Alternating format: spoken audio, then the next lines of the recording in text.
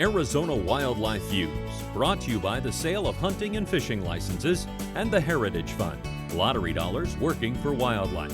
Some projects made possible by the Sport Fish and Wildlife Restoration Fund.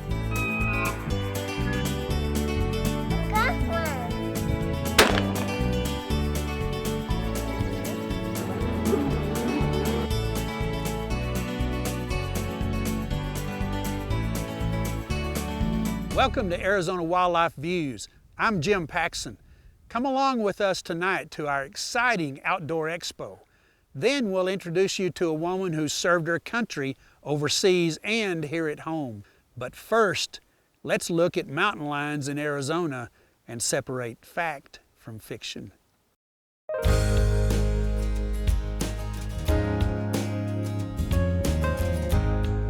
Cougar, puma, catamount, or panther. Call them what you will. Mountain lions are the second largest cat native to North America and the fourth largest cat in the world.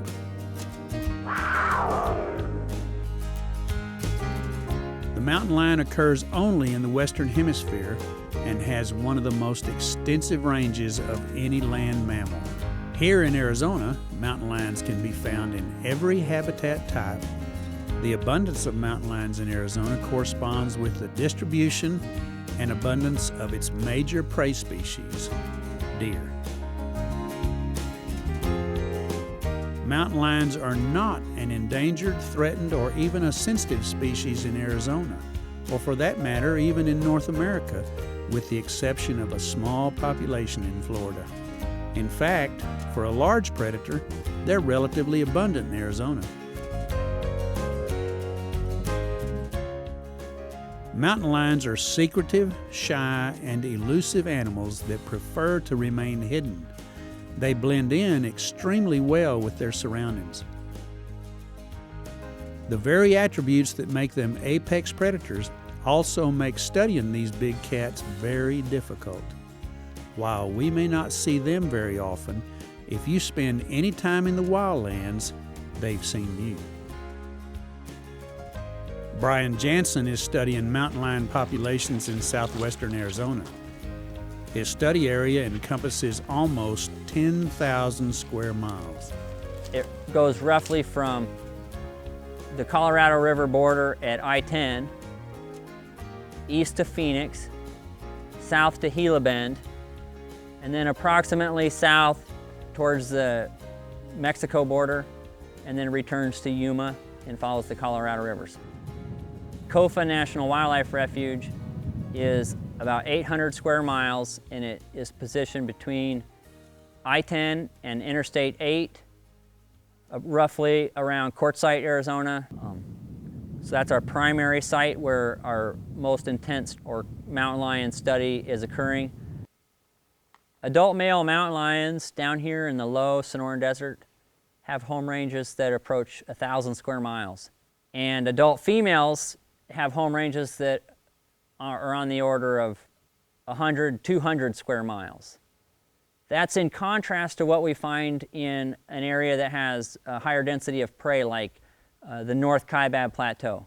The North Kaibab Plateau, adult male mountain lions might have a home range of 200 square miles, and a female home range might be on the order of 50 square miles. The secretive nature of the mountain lion also makes it difficult to determine just how many lions are out there. While the current statewide mountain lion population is estimated to be between 2,500 and 3,000 animals, the population is considered to be robust and growing. So January 31st, 2012, in the Kofa Refuge, we knew that there were 5 individuals in the area.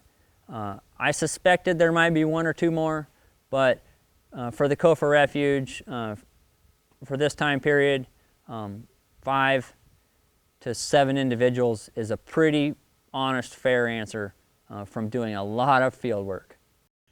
Before you can study mountain lions, you have to catch them. To catch them, Brian uses 2 techniques. We scent trail them with trained hound dogs. That method is effective in certain conditions. Down here in the low desert, where it's hot and dry, It's not particularly effective.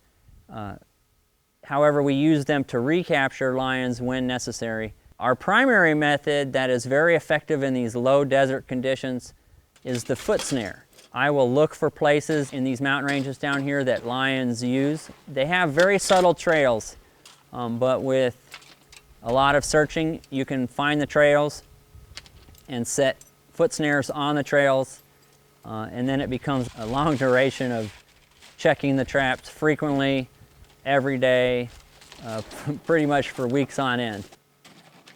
One way that we use to identify routes that mountain lions use or specific trails is the trail camera. We have 30 or 40 trail cameras placed throughout the mountains that we use to not only identify mountain lions that don't have a collar so that we know there is one in the area, but we also use them to evaluate particular routes. We know that they'll go to water sources or other places, but what I need to know is more specific. Will they pass by this rock, this bush, or do they use this trail more frequently than another trail? So we use the trail cameras to identify those places. I've been putting trail cameras on the snare sites to record the behavior of mountain lions in the trap. For years, I thought when that snare would go off, the mountain lion would jump and run around. What I thought was going on couldn't be farther from the truth. Most mountain lions that I recorded, they fail to recognize that they're even caught.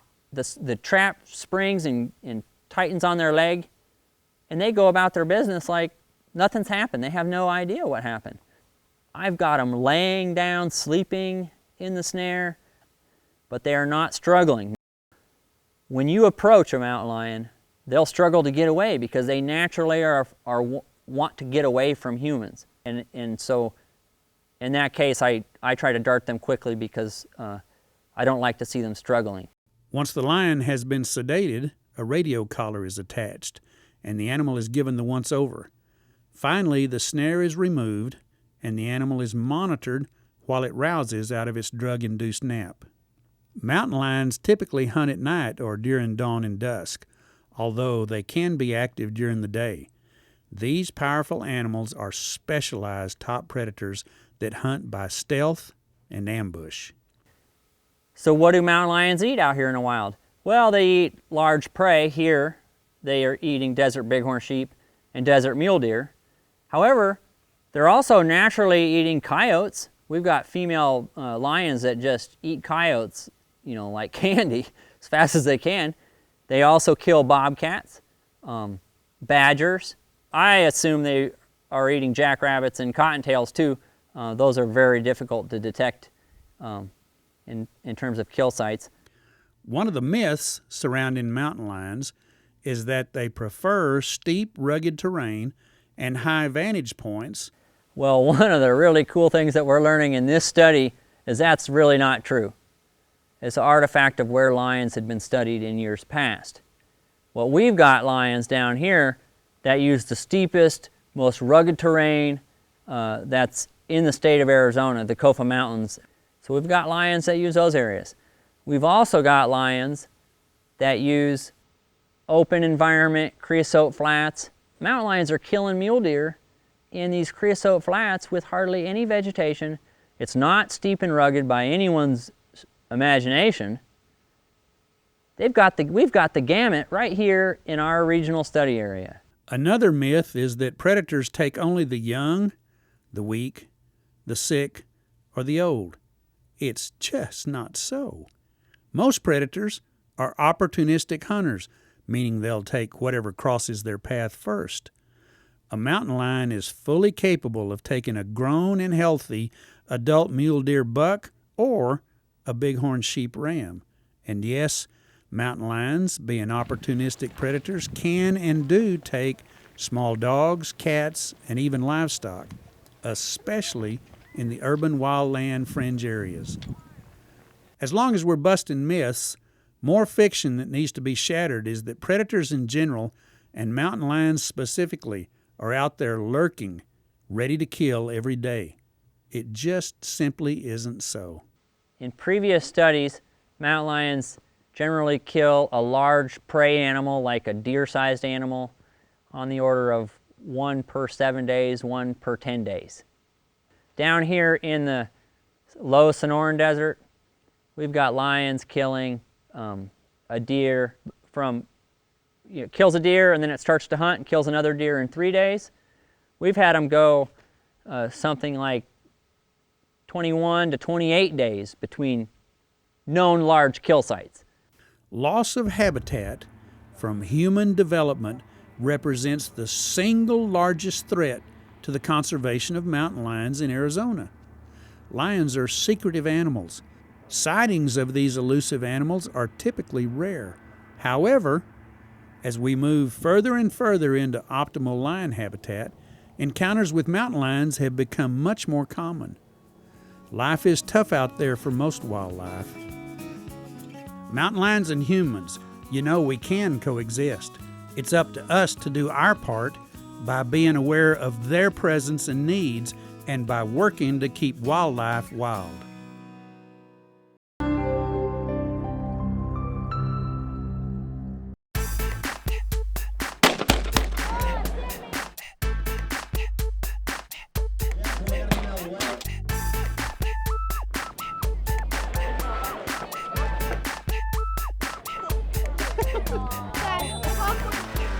Thank you, sir.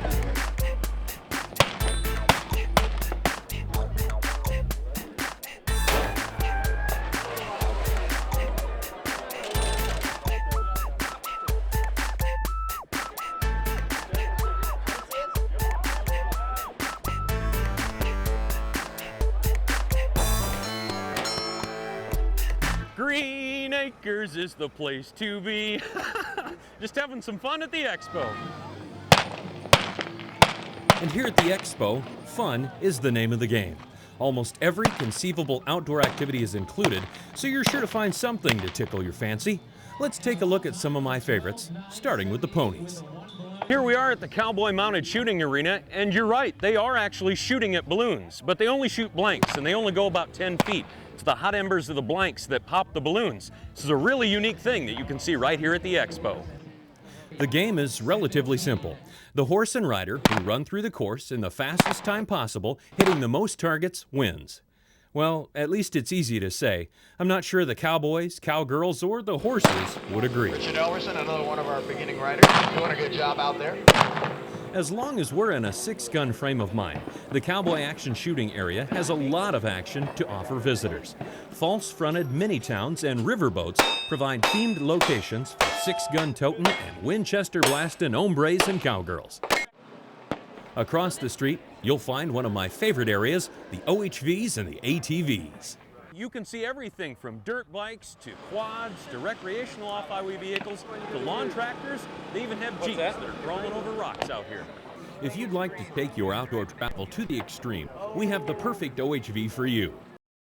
Very funny. I meant these. Here we are at the rock crawler area. Some people would say this is probably a test of insurance. I say it looks like a lot of fun.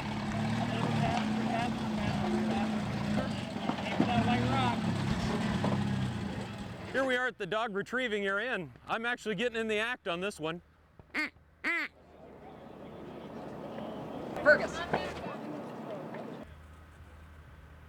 Good dog. I can't even get my dog to fetch my slippers. It's time to get the little ones out of the sun for a while, so let's head over to the kids' fishing tent. Sponsored by Dick's Sporting Goods and the U.S. Fish and Wildlife Service, these twin tanks are full of fishing fun. The sunfish were biting and the kids tried their darndest to land the largest one. The fun was contagious as fish after fish was caught and released.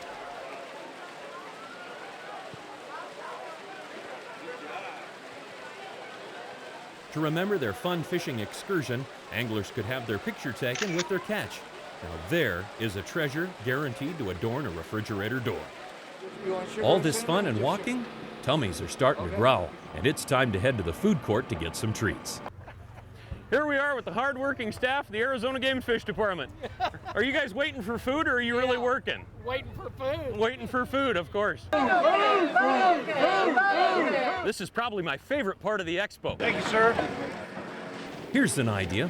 Let's sit a spell and watch a trick shooter. Off with a couple from the hip. About a little red, white, blue to start us off.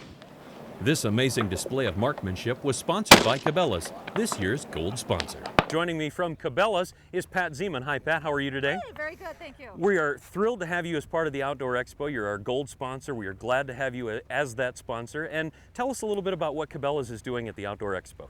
We have a lot of different areas that really engage families. We start off at the very beginning with our archery village, and we brought a lot of kids' bows out and some different products for people to touch and feel and see if they might be interested in doing something in the archery realm. Across the street from that, we have a great camping site. So somebody's been thinking about camping, haven't done it in a while. We set up a campsite so they can see exactly what it takes to get involved and get started. We also have an optics area because so many people are birding and doing outdoor watchable wildlife now. So we brought some spotting scopes and binoculars so that they can take a look through some of the different products that we brought out. So it's an opportunity there. And then on the shooting and hunting end, we've partnered with several of our reps, Beretta, Glock, to co-brand, give people an opportunity to shoot something, and perhaps they want to get started shooting, whether it's pistols or sporting clays. We just gave them an opportunity to try it out first. Fantastic. I think there's maybe some boats out here too. We also have a big area of boats. We brought everything from fishing boats to some power boats and some pleasure boats, kind of pontoon boats. Fantastic. So everything that you could need for the outdoors, Cabela's has to show today. We have everything. We brought as much as we could out here, and just encourage everybody to get outside and do something. And if they need some equipment, stop by the store. Over at the firing line, equipment manufacturers are set up to let visitors test firearms of every shape, size, and description. Here one can get the feel of the gun as well as try it on for size. This is a great way to do some comparison shopping and to start saving for that special Christmas present.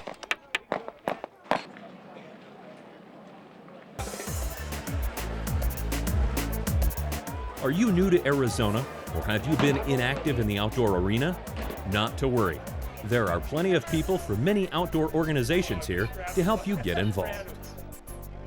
And here we are in the main tent area. We've got a lot of non-governmental organizations with us. The Elk Society, the Sheep Society, Hunt of a Lifetime, and many, many more right here at the Outdoor Expo.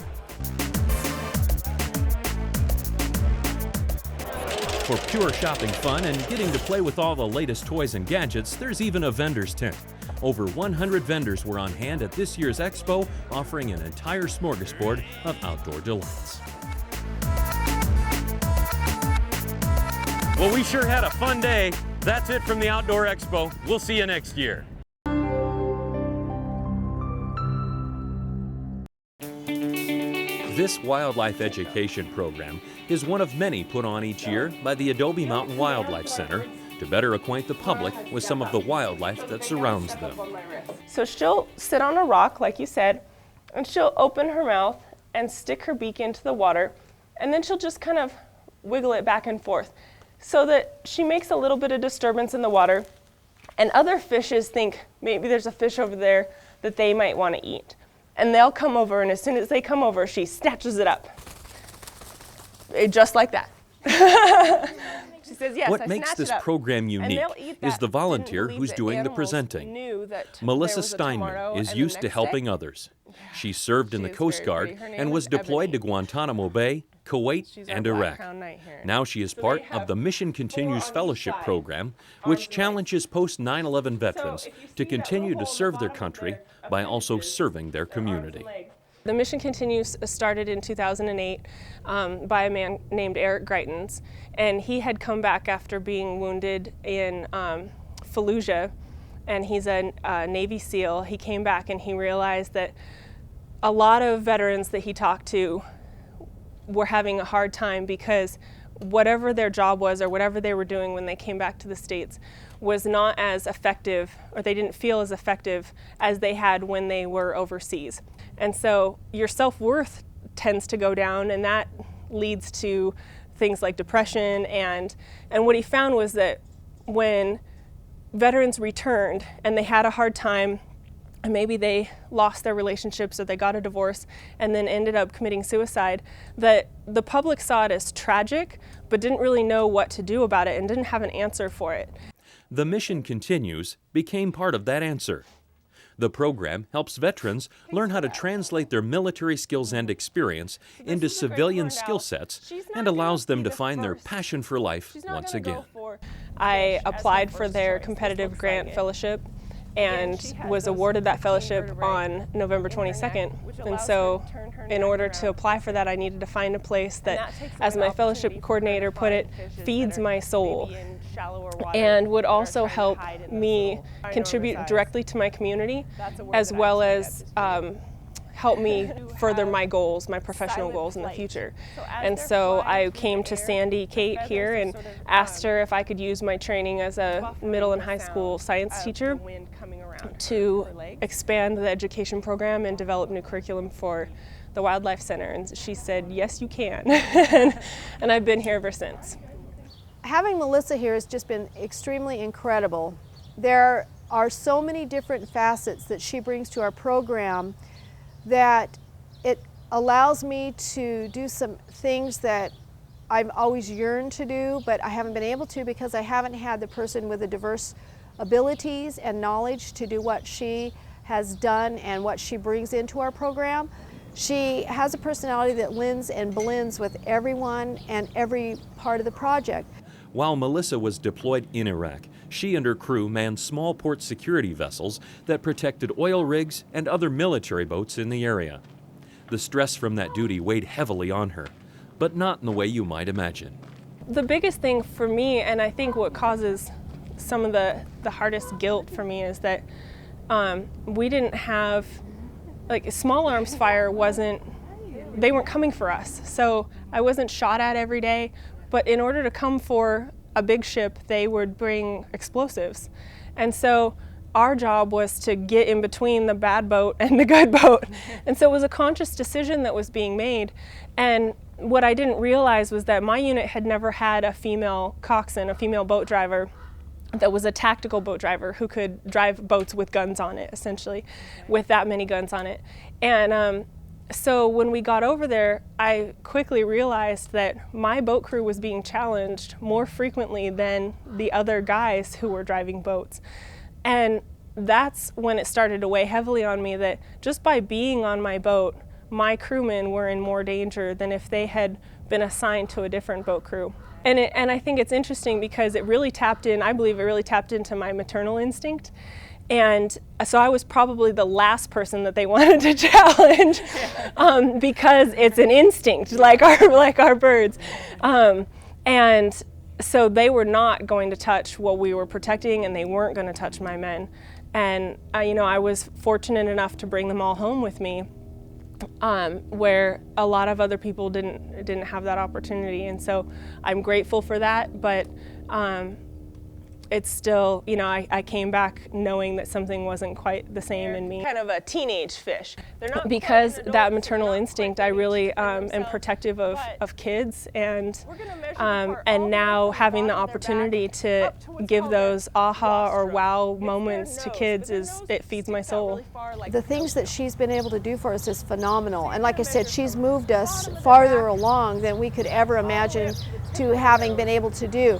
The nice part is she, as she says to people, this is something that she's giving, but it also feeds her soul. And if it's not feeding her soul, then it's not good. Well, I'm learning something new from each animal and each volunteer that's out here. I think there's just such a diversity of both, of volunteers of all ages and animals that have different injuries. And one of the biggest things that I found is that, on my hard days when I'm having a hard time, I'm reminded by the animals that they don't really understand that they're disabled. And I couldn't figure out why every time I take a bird out, they continually try to, what we call bait off your hand or jump off of your arm and try to fly away or fly to the nearest tree that's higher than you. And then I realized that they don't really understand that they are disabled. They're just trying to always challenge their disability and be the bird that they were born to be. But they are always challenging us to say, maybe I can do a little bit more than you thought. And so for me, when I have those bad days, I have to remember those birds that are constantly challenging their disability and do the same thing myself and wonder what else can I do with the time that I have here in my fellowship to impact my community. So they're just a constant reminder to do the best with what I've got and always try to do better. Do the animals take care of Melissa, or does Melissa take care of the animals? It's a give and take, and I think from both sides it's a little bit of both, because there is, and here's the neat part, is whether you are physically or mentally injured, or you've just had a hard time in life, being around these animals who are also, many of them injured and a lot of times not releasable, you look at that opportunity for the give and take on both sides, and there's a comfort in helping something else that mentally they don't understand because they're not a human being, they don't have that capacity, but at the same time, you see a special bond and you see how these animals react with certain people, and you can believe that it's a give and take. The Mission Continues has allowed Melissa to find her strengths and redefine her goals as she moves forward on a new career path. While she still continues to volunteer at the Adobe Wildlife Center, she is now an education specialist at the Arizona Game and Fish Department. Back and I'll show you one more. Oh, yes, sir. Thanks for watching tonight. For more information on Arizona Game and Fish, visit our website. I'm Jim Paxon.